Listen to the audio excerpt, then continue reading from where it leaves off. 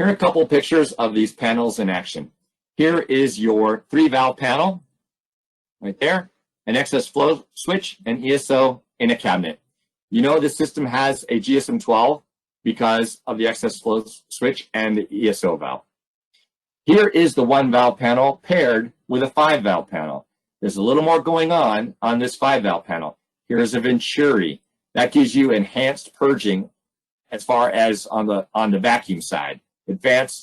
Enhanced vacuum purging. Now, the nitrogen is feeding the purge gas inlet when it's time to purge. The process gas that's going up through this ESO valve, through the regulator, into the rotometer inlet, out the rotometer exit, and then it finds its way up through the top of the cabinet to the point of use. All right, 5-valve panel. It's tough to see everything with all the stuff going on in this cabinet, but a 5-valve panel with Venturi.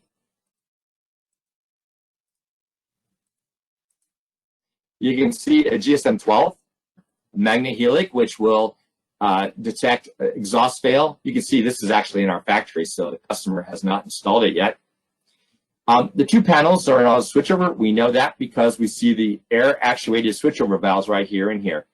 Panel A, panel B. So this controller says, panel A, you're open, you can flow to the point of use.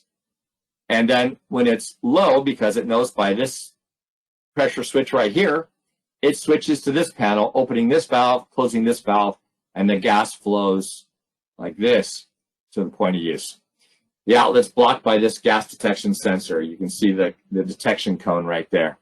All right, so 2 5-valve panels in auto switchover, and your purge panel over here. There's a far away view of that panel.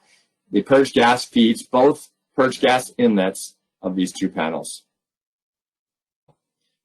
Here is a system. There's your GSM-12. There's your gas sensors with probes going in the stack looking for a leak of either HCl or chlorine. Here are the 2 panels. Here's the chlorine panel. There's the HCl panel.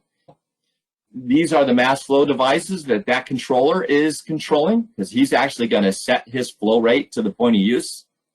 Here are the scale controllers, and you can see one of the scales in this picture over here. You can also see the shelf I alluded to. It's tough to see. It's that little black edge there, allowing the cylinder, that is a small cylinder, sit up near the panel.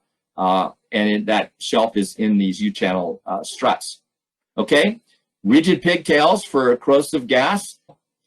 You can see the excess flow switch, and you can see the ESO valves.